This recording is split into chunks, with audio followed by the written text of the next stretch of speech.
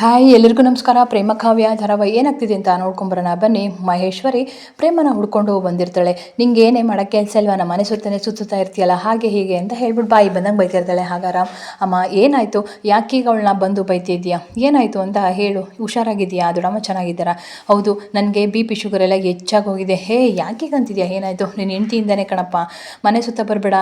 ನಮ್ಮ ಅಕ್ಕಂಗೆ ಮೋಡಿ ಮಾಡಿಬಿಟ್ಟಿದ್ದಾಳೆ ಅವಳಿಗೆ ನಿಮ್ಮ ದೊಡ್ಡಮ್ಮಂಗೆ ಇವಳು ಮಾಡಿರೋ ಅಡುಗೆ ಅಂದರೆ ತುಂಬ ಇಷ್ಟ ಅಂತೆ. ಅದರಲ್ಲಿ ಇವಳು ಮಾಡಿರೋ ಪಾಯಸ ಅಂದರೆ ತುಂಬ ಇಷ್ಟ ಅಂತೆ.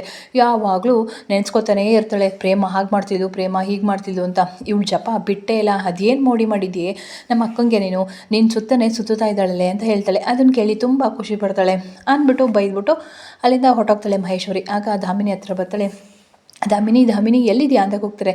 ಇಲ್ಲೇ ಇದೆಯಾ, ಏನು ನಿನ್ನ ಪ್ಲ್ಯಾನು? ಅವಳಿಗೆ ಅಕ್ಕ ಅವಳನ್ನ ಹೊಗಳೇ ಇಲ್ಲ, ಅವಳು ಕಂಡ್ರೆ ಆಗೋದೇ ಇಲ್ಲ. ಏನು ಪಾಯಸ ಅಂತ ಅವಳು ಇಷ್ಟ ಅಂತ ಹೇಳೇ ಇಲ್ಲ, ಅದನ್ನೆಲ್ಲ ಯಾಕೆ ಹೇಳಿಸ್ದೆ ನೀನು, ಏನು ಮಾಡೋಕ್ಕೆ ಕೊಟ್ಟಿದ್ಯಾ ಅಂತ ಕೇಳ್ತಾರೆ. ಅದರಲ್ಲೇ ಇರೋ ಟ್ವಿಸ್ಟು, ಅವಳು ಪ್ರೇಮ ಉಬ್ಬಿ ಹೋಗಬೇಕು. ಕಲ್ಯಾಣಿ ನಿನ್ನನ್ನು ಹೊಗಳಿದ್ಲು, ನಿನ್ನ ತುಂಬ ಇಷ್ಟಪಟ್ಲು ಅಂದರೆ ಅವಳು ಇನ್ನೂ ತುಂಬ ಹಳ್ಳಕ್ಕೆ ಬಿದ್ದೋಯ್ತಾಳೆ.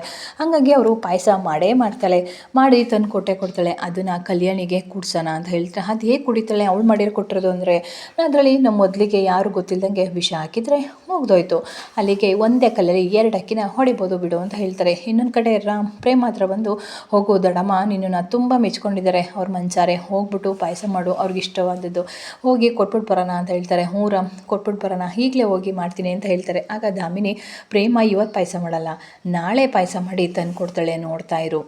ಅವಳು ಒಂದೇ ಹೇಟಲ್ಲಿ 2 ಅಕ್ಕಿ 2 ಕಲ್ಲನ್ನ ಹೊಡೆಯೋಣ, ಆ ಕಲ್ಯಾಣಿ ಪ್ರಾಣನ ನಾಳೆನೇ ಮುಗಿಸ್ಬಿಡೋಣ ಅಂತ ಹೇಳ್ತಿರ್ತಾರೆ. ಇನ್ನೊಂದು ಕಡೆ ಮಹಾದೇವ, ಕಾವ್ಯ ಪಿ ಜಿ ಹತ್ರ ಬಾ ಅಂತ ಹೇಳಿರ್ತಾಳೆ. ಆಗ ಪಿ ಜಿ ಹತ್ರ ಬಂದು ಕಾಯ್ತಾ ಇರ್ತಾಳೆ, ಎಲ್ಲಪ್ಪ ಇವಳು ಬರನೇ ಇಲ್ಲ ಅಂತ. ಶ್ರೀನಿವಾಸ್ ಕೂಡ ಅಲ್ಲೇ ಸೈಡಲ್ಲಿ ನಿಂತ್ಕೊಂಡು ಮಹಾದೇವನಿಗೆ ಆಲ್ ದ ಬೆಸ್ಟ್ ಹೇಳ್ತಾ ಇರ್ತಾನೆ. ಆಗ ಎಲ್ಲಿ ಅಪ್ಪ ಬರಲೇ ಇಲ್ವಲ್ಲ, ಕಾರ್ಡ್ ರಕ್ಷಿಸಿ ಅಂತ ಹೇಳ್ತಾಳೆ. ಅದೇ ಟೈಮ್ಗೆ ಕಾವ್ಯ ಬಂದುಬಿಡ್ತಾಳೆ. ಓಹ್ ಏನು ಬಂದಿದ್ಯಾ, ಹೇಳಿದ ತಕ್ಷಣ ಕರೆಕ್ಟ್ ಟೈಮ್ಗೆ ಬಂದು ನಿಂತಿದ್ಯಾ, ಪರವಾಗಿಲ್ಲ ಮಹಾದೇವ ಅಂತ ಹೇಳ್ತಾರೆ. ಅದು ಕಾವ್ಯ, ಏನದು ಕಾವ್ಯ, ನಾನು ನಿನ್ನ ಮಾತನ್ನ ಕೇಳೋಕ್ಕೆ ನಾನಿಲ್ಲಿ ನಿನ್ನನ್ನು ಕರೆಸಿಲ್ಲ, ಗೊತ್ತಾಯ್ತಾ?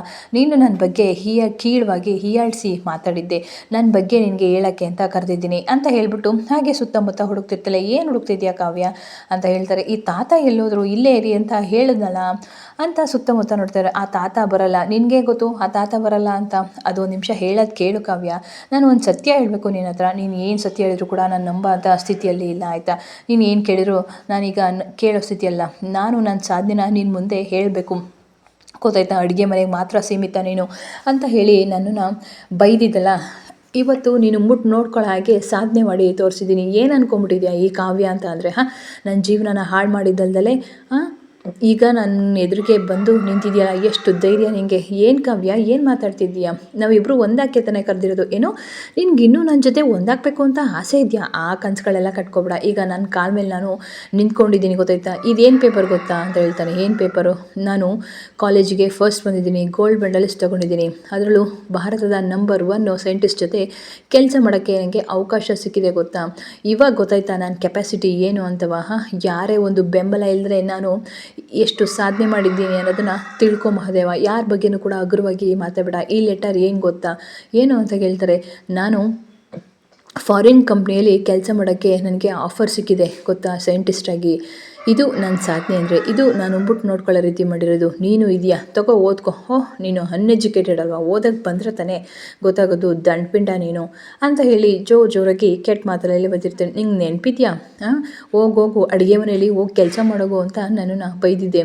ಇವಾಗ ಗೊತ್ತಾಯ್ತಾ ಮಹಾದೇವ ಈ ಕಾವ್ಯ ಅಂದರೆ ಏನು ಅಂತ ಹೇಳ್ತಿರ್ತಾರೆ. ಆಗ ಶ್ರೀನಿವಾಸ್ ಅದನ್ನೆಲ್ಲ ಕೇಳಿಸ್ಕೊಂಡು, ಏನಪ್ಪ ಇದು, ಈ ಹುಡುಗಿ ಹಿಂಗೆ ಮಾತಾಡ್ತಿದ್ದಾಳೆ, ಸಾಧನೆ ಮಾಡಿದ ತಕ್ಷಣ ಈ ಗಂಡನೇ ಈ ರೀತಿ ಅಹಮ್ಮಿಂದ ಮಾತಾಡ್ತಿದ್ದಾಳಲ್ಲ ಅಂತ ಹೇಳ್ತಾರೆ. ಇಲ್ಲಿಗೆ ನಾನು ಮಾತಾಡಿದ್ದು ಮುಗೀತು, ನನಗೆ ನಿನಗೂ ಕೂಡ ಯಾವುದೇ ರೀತಿ ಸಂಬಂಧ ಇಲ್ಲ, ಇವತ್ತಿಗೆಲ್ಲ ಮುಗ್ದೋಯ್ತು, ಗೊತ್ತಾಯ್ತಾ? ನಿನ್ನ ಪಡೆಗೆ ನೀನು, ನಾನು ಪಡೆಗೆ ನಾನು ಇರ್ತೀನಿ. ಜಸ್ಟ್ ಗೆಟ್ ಔಟ್ ಇಲ್ಲಿಂದ. ನನ್ನ ಮುಖ ಕೂಡ ನನಗೆ ತೋರಿಸ್ಬೇಡ, ಇಲ್ಲಿಂದ ಹೋಗ್ತಾ ಇರು ಮೊದಲು ಮಹಾದೇವ. ನನ್ನ ಸಾಧನೆನ ನೋಡೋಕ್ಕೆ ನೀನು ಯಾರು? ನಿನಗೆ ಹಕ್ಕಿಲ್ಲ, ರೈಟ್ಸ್ ಇಲ್ಲ. ನನ್ನನ್ನು ಎಷ್ಟು ಹೀಯಾಳಿಸಿದೆ ಇವತ್ತು, ಗೊತ್ತಾಯ್ತಾ ಅಂತ ಹೇಳ್ಬಿಟ್ಟು ಆ ಪೇಪರ್ನೆಲ್ಲ ಅಲ್ಲೇ ಬಿಸಾಕ್ಬಿಟ್ಟು ಹೊರಟೋಯ್ತಾಳೆ ಮಹಾದೇವನ ಹತ್ರ. ಕಾವ್ಯ. ಆಗ ಶ್ರೀನಿವಾಸ್ ಬಂದು ಮಾತಾಡ್ತಾನೆ, ಏನಪ್ಪ ಮಹಾದೇವ, ನಿಂಗೆ ಎಷ್ಟು ಸಲ ಹೇಳಿದೋ ಇರೋ ಸತ್ಯನೆಲ್ಲ ಹೇಳು ಒಪ್ಕೊ ಅಂತ, ನೀನು ಯಾಕೆ ಹಿಂಗೆ ಮಾಡ್ತಿದ್ಯಾ ಅಂತ ಹೇಳ್ತಾರೆ. ಅಪ್ಪಾಜಿ ಬೇಡ ಅಪ್ಪಾಜಿ, ಇರಲಿ ಬಿಡಿ, ಏನು ಇರಲಿ ಬಿಡಿ, ಅವಳು ನೋಡಿ ಗೆದ್ದಿದ್ದೀನಿ ಅಂತ ಹೇಳ್ಬಿಟ್ಟು ಎಷ್ಟು ಅಹಮಿಂದ ಬೀಗ್ತಾ ಇದ್ದಾಳೆ, ಬಾಯಿಗೆ ಬಂದಂಗೆಲ್ಲ ನಿನ್ನ ಬೈತಾ ಇದ್ದಾಳೆ, ನಿನ್ನ ದಡ್ಡ ಅಂತಿದ್ದಾಳೆ, ಬಾಯಿಗೆ ಬಂದಂಗೆ ಬೈತಾ ಇದ್ದಾಳೆ. ನಿನ್ನ ಒಂದು ಬೆಂಬಲ ಇಲ್ಲ ಅಂತಂದರೆ ಅವಳು ಈ ಮಟ್ಟಕ್ಕೆ ಬರೋಕ್ಕಾಗಲಿಲ್ಲ ಅನ್ನೋದು ಅವಳು ಮರ್ತ್ಬಿಟ್ಟಿದ್ದಾಳ ಅಂತ ಅನಿಸುತ್ತೆ ಮಹಾದೇವ.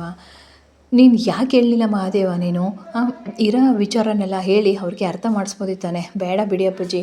ಇಲ್ಲ ಮಹಾದೇವ, ನೀನು ತುಂಬ ತಪ್ಪು ಮಾಡಿಬಿಟ್ಟೆ, ನಾನು ಹೇಳ್ದೆ ತಾನೇ ಹೇಳು ಅಂತವ, ಇರಲಿ ಬಿಡಿ ಅಂತ ಹೇಳ್ಬಿಟ್ಟು ಶ್ರೀನಿವಾಸ ಹೇಳ್ತೀನಿ ಅಂತ ಹೋಗಬೇಕಾದ್ರೆ ಬೇಡ ಅಂತ ಹೇಳಿ ಕೈ ಇಟ್ಕೋತಾನೆ. ಯಾಕಪ್ಪ ನಾನು ತಡೀತಾ ಇದೆಯಾ, ಈಗ ನಾನು ಮಾಡಿದ ಸಹಾಯ ಅಂತ ಗೊತ್ತಾದರೆ ಆ ಅವಾರ್ಡ್ ಫಂಕ್ಷನ್ಗೆ ಅವಳು ಹೋಗೋದೇ ಇಲ್ಲ, ಅವಳು ಸನ್ಮಾನನೂ ಕೂಡ ತೊಗೊಳ್ಳೋದಿಲ್ಲ ಅಪ್ಪಾಜಿ.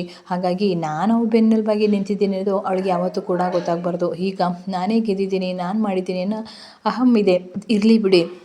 ಅದರಲ್ಲೂ ನನ್ನ ಸಹಾಯ ಏನಾರ ಮಾಡಿದ್ದೀನಿ ಅಂತ ಅಂದರೆ ಅವಳು ಈ ಅವಾರ್ಡ್ನೇ ತಗೊಳ್ಳಲ್ಲ, ಫಂಕ್ಷನ್ಗೆ ಹೋಗಲ್ಲ ಅಂತ ಹೇಳ್ಬಿಟ್ಟು ಪೇಪರ್ಸ್ನೆಲ್ಲ ತೊಗೊಂಡು ಪಿ.ಜಿ ಹತ್ರ ಇಟ್ಬಿಟ್ಟು ಹಾಗೇ ನಿಂತಿರ್ತಾಳೆ. ಮತ್ತೆ ಏನಾದರೂ ಕಾವ್ಯ ಆಚೆ ಬರ್ಬೋದೇನೋ ಅಂತ. ಆಗ ಶ್ರೀನಿವಾಸು ತುಂಬಾ ಹೇಳ್ತಿರ್ತಾಳೆ, ನಿಜವಾಗ್ಲೂ ನಿನ್ನಂಥ ಮಗನ ಪಡೆಯೋಕ್ಕೆ ನಾನು ತುಂಬ ಹೆಮ್ಮೆ ಮಾಡಿದ್ದೀನಿ ಕಣಪ್ಪ, ಅದರಲ್ಲೂ ನಾನು ನಿನ್ನ ತಂದೆ ಅಂತ ಹೇಳ್ಕೊಳ್ಳೋಕ್ಕೆ ತುಂಬಾ ನನಗೆ ಮೆಚ್ಚುಗೆ ಆಗುತ್ತೆ, ದಯವಿಟ್ಟು ನನ್ನ ಕ್ಷಮಿಸ್ಬಿಡು, ಈ ಟೈಮಲ್ಲಿ ನಾನೇ ನಿಮ್ಮಪ್ಪ ಅಂತ ಹೇಳೋಕ್ಕೆ ನನಗೆ ಆಗ್ತಿಲ್ಲ. ಮಹಾದೇವ ನಿಂತ್ಕೋ, ನಾನು ಕೂಡ ನಿನ್ನ ಜೊತೆ ಬರ್ತೀನಿ, ನಾನು ಒಬ್ಬಳನ್ನ ಬಿಟ್ಟೋಗ್ಬಿಡ ಮಹಾದೇವ, ನಿಂತ್ಕೋ, ಯಾಕೆ ಬೇಜಾರು ಮಾಡ್ಕೊಂಡು ಹೋಗ್ತಿದ್ಯಾ ಅಂತ ಹೇಳಿ ಜೋರಾಗಿ ಕೂಗ್ತಿರ್ತಾಳೆ.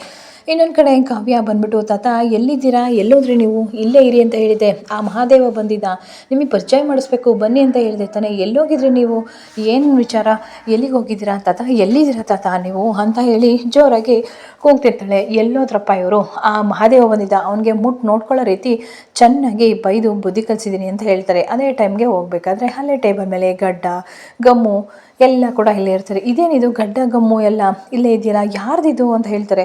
ಹೌದು, ಇದು ತಾತಂದಲ್ವಾ, ತಾತನ ಗಡ್ಡನೇ ಈ ರೀತಿ ಇರೋದು, ಎಲ್ಲೋಗಿದ್ದಾರೆ ಇವರು, ಏನು ಕತೆ, ಇದೇನು ನಿಜವಾದ ಗಡ್ಡನ ಸುಮ್ಮನೆ ಗಡ್ಡನ, ಏನು ಗೊತ್ತಾಗ್ತಿಲ್ವಲ್ಲಪ್ಪ ಅಂತ ಹೇಳಿ ಆ ಗಡ್ಡನ ಮುಟ್ತಾ ಇರ್ತಾರೆ. ಹೌದು, ಇದು ಗಡ್ಡನೇ, ಅಂದರೆ ಗಡ್ಡ ಹಾಕ್ಕೊಂಡು ಯಾಮಾರಿಸಿದ್ದು ಯಾರು, ಯಾರೋ ವೇಷ ಹಾಕ್ಕೊಂಡು ನನಗೆ ಯಾಮಾರಿಸಿದ್ದಾರೆ, ಯಾರಿರ್ಬೋದು ಅಂತ ಹೇಳಿ ಕಾವ್ಯಂಗೆ ಸ್ವಲ್ಪ ಡೌಟ್ ಬರುತ್ತೆ. ಆಗ ಗಡ್ಡ ಎಲ್ಲ ಇಟ್ಕೊಂಡಿರ್ತಾರೆ. ಅಂದರೆ ರಾಘವೇಂದ್ರ ತಾತನ ಥರ ಗೆಟಪ್ ಹಾಕ್ಕೊಂಡು ನನ್ನ ಬಾಳಲ್ಲಿ ಆಟಾಡಿದ್ದಾರೆ, ಅಂದರೆ ಇಷ್ಟೆಲ್ಲ ಸಹಾಯ ಮಾಡಿದ್ದಾರೆ, ಯಾರಿರ್ಬೋದು, ಈ ರಾಘವೇಂದ್ರ ತಾತನೇ ಮಹಾದೇವನೇ ಇರ್ಬೋದಾ ಅಂತ ಅವಳಿಗೆ ಸೋಲ್ಪಟ್ಟಿರುತ್ತೆ.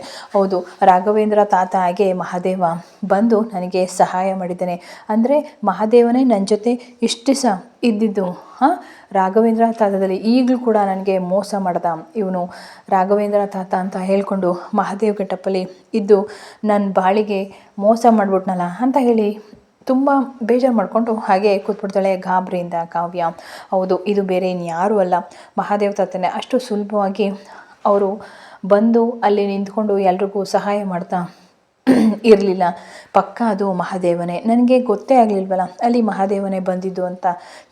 ಅಂದರೆ ಇಷ್ಟು ದಿವಸ ನನಗೆ ಕಾವಲಾಗಿ, ನನಗೆ ಬೆಂಗಾಲವಾಗಿ ನಿಂತಿದ್ದು ಅವರೇ. ಒಂದಿನ ರಾಘವೇಂದ್ರ ತಾತ ಅಂತ ಕೂಗಿದಾಗಲೂ ಕೂಡ ಅವರು ನನ್ನನ್ನು ನೋಡಲಿಲ್ಲ, ಹಾಗಾದರೆ ನಾನು ಅದಕ್ಕೆ ಸುಮ್ಮನೆ ಅದೇ, ಗೊತ್ತೇ ಆಗಲಿಲ್ವಲ್ಲ ಅಪ್ಪ ಮಹಾದೇವನೇ ಅಂತ ಅಂತಾಳೆ.